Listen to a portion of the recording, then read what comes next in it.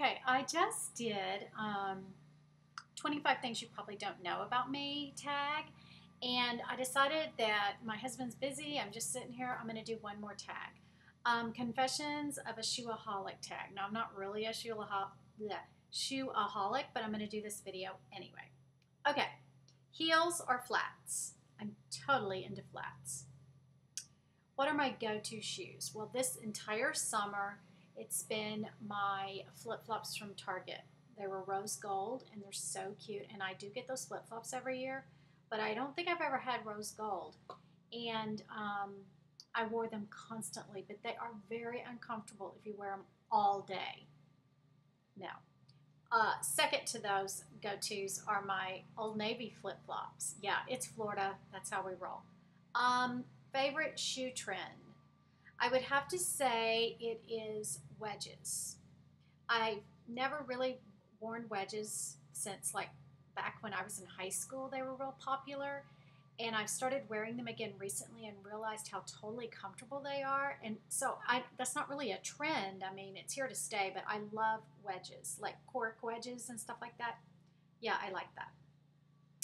What's my least favorite shoe trend? I can name this in 1 second. Crocs. I think they are the ugliest shoe, unless you're 5 years old, that there was ever invented. I remember we were in Laguna Beach. We were going to this fancy, like the company that my husband worked for had rented this beautiful bus and was taking us on this art tour through Laguna Beach to different art galleries and shopping, and then to this restaurant for lunch. Gorgeous. Well, everybody was dressed up. I mean, not dressed up, but everybody looked really cute. This one girl had on capri pants and Crocs, and she was 40 years old. And I wanted to pull her aside and explain that this is not working, but of course I would never do that. What's my most expensive pair of shoes? I'm telling you, I bought these ballet flats from a boutique here. They were Lindsay Phillips. I bought them for Paris because I thought they would be really comfortable, and they are really comfortable, but they're not for cobblestones under any circumstances more than just an hour. So that was a big fail, but they were probably $75 for ballet flats, and I thought that was ridiculous. And I just don't spend a lot on my shoes. I have really easy feet to fit. I just don't have to spend a lot to have comfortable shoes. That's it. I don't spend a lot on shoes. What is my most wanted pair of shoes? I mentioned before that when we were in Paris, my husband, we went to the Christian Louboutin, I don't know how to say it, shoe store with the red soles, and he said I could have any pair I wanted, and I didn't take him up on it because they were just so much money. I thought it was silly, and now I kind of wish I would have bought a pair there, but they were all so high. The heel too is that I just couldn't see spending that kind of money on a shoe that I wasn't going to be comfortable in, probably. But if we ever go back and he takes me back in there, I'll probably buy a pair. Most embarrassing shoe story. Oh, or it says pick a pair of shoes and tell a story. Okay, I'll tell a story really quick. This is most definitely my most embarrassing shoe story. Okay, I'll tell it last. How many pairs of shoes do you own? Probably 20. What was the first time you wore heels? Probably high school. It was probably when I was in the yearbook queen contest. We had to dress up, and I probably wore heels. How much do you spend on shoes? I already said not very much. Favorite place to buy shoes?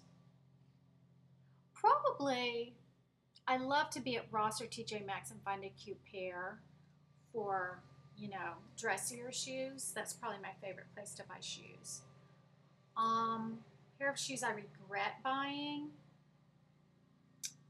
Pair of shoes I regret buying. I should have gone and looked in my closet.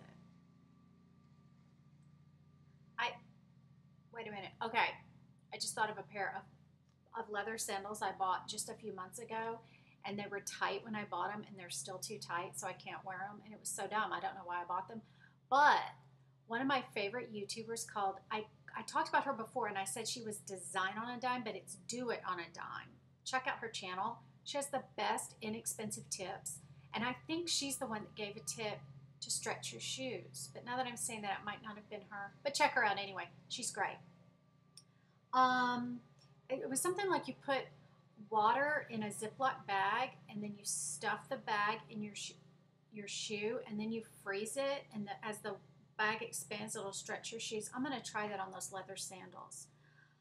What are your favorite pair of shoes? It's absolutely my Old Navy flip-flops, because they were, now the ones they sold this year, they're like 2 for $5. They were not as good. They have gone down in quality. But I bought a pair like 4 years ago.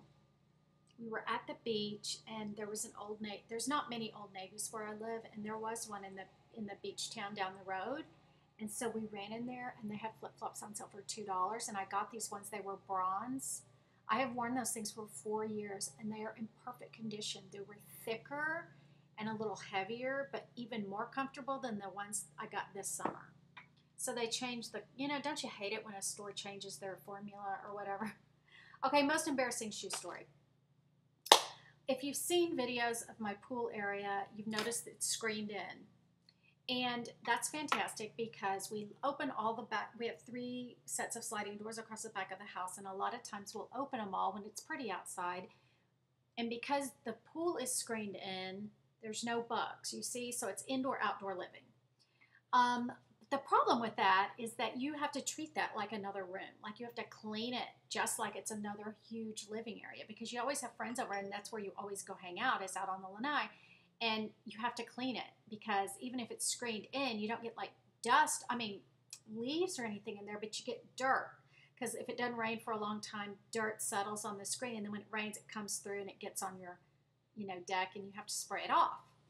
Well, at our old house, one morning, I decided I was going to do that. Now, the old kind of finish on the deck could get a lot of mold and mildew on it, especially in the summer when it rains every afternoon, and then it's hot and steamy, and it just grows. And about once every 3 weeks, you have to spray bleach on it, let it sit 5 minutes, and rinse it off, and then it's stark white again. This is the one we have now. We don't have to do that, but that's how everyone used to do their lanai. Everybody would say, "I'm bleaching my lanai today." It's so stupid. Well, my husband was out mowing the grass.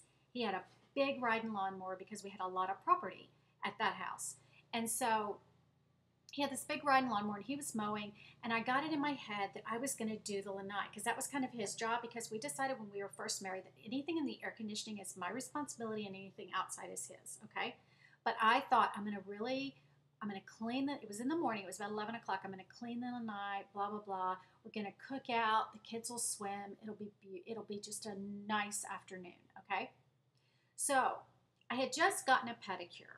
Now, this was about 12 years ago, and I didn't get pedicures but maybe once a year, because that's before people were getting them all the time, I guess, at least people I knew. And so it was a big treat to get one. So I was thinking to myself, when I was in my room changing into my bathing suit, I thought, you know what? I don't want to get bleach on my feet, because it would get them all dried out, and I want to protect my pedicure and everything. So what am I going to do? So I thought, I know, I'll wear my husband's. No, I said, I know, I will put Vaseline on the bottoms of my feet, and that way the water won't penetrate my skin and make my feet all dried out, because bleach is hard on your feet, and you're kind of walking in it somewhat while you're doing this process. So I go in my bedroom, I sit down, I smear one whole foot with Vaseline. I'm on the carpet. I realize now I can't leave the room. I can't, because I've got a foot full of Vaseline. So I hop over to my husband's closet, get out a pair of his flip-flops, because I didn't want to ruin my flip-flops. I put one flip-flop on my Vaselined foot, I Vaselined my other foot, and I put the other flip-flop on. Go out to the lanai, I start spraying the bleach water on. And I'm thinking, I'm so smart, because I'm also conditioning my feet, and the sun, and it's getting hotter and it's getting hotter. And I've got flip-flops that are quite large, way bigger than my feet because they're my husband's flip-flops, right? Well, as I'm doing this process, the Vaseline begins to melt off my feet, and it gets all over the flip-flop. Well, by now I'm all slipping and sliding, and I'm trying to stay, it's kind of a nightmare now. And I'm all slipping and sliding. It's all melting off my feet. And I'm sitting there thinking, I've got to finish this. I've got to finish this and get this Vaseline off my feet. And my husband, by the way, has been mowing back and forth around the pool room, right? I don't know what happened, but all of a sudden, my feet slipped out of those big shoes. The flip-flop flies in the air, hits the ceiling of the screen room, comes back down, lands in the pool. I land half on the edge of the pool, like there's coping and the edge and then the water. My body is halfway, like one cheek's here, one cheek's here, if you know what I'm saying. And I crashed. And I'm just laying there. And I'm just like, I'm practically knocked out. And I have my sunglasses on. I remember looking up at the sky and the sun's so bright, and I'm thinking, am I seeing the light? I mean, it was just like, I thought I was knocked out. Well, as I'm laying there, the breath is kind of knocked out of me. I hear this noise, and I look over, and there's my husband. He sees this happen. He pulls up to the side of the screen room, okay? He's got a Dallas Cowboy ball cap on, a giant cigar hanging out of his mouth, and he looks over and he goes, he's chewing on it, and he goes, are you all right? And as I'm trying to speak and get my breath, I'm like, yes. And before I even get that out, he drives off. He leaves me on the pool deck. He will deny it now, but it's true. He said I looked like I was fine. I think I practically broke my tailbone. So that's my most embarrassing shoe story, was that whole thing. So it was pretty bad. But it's gone down in history as one of the funniest stories, and I didn't tell it very good, but at the time it was hilarious. So anyway, that's my Confessions of a Shoe-a-holic Tag, and I hope you enjoyed it. Talk to you later. Bye.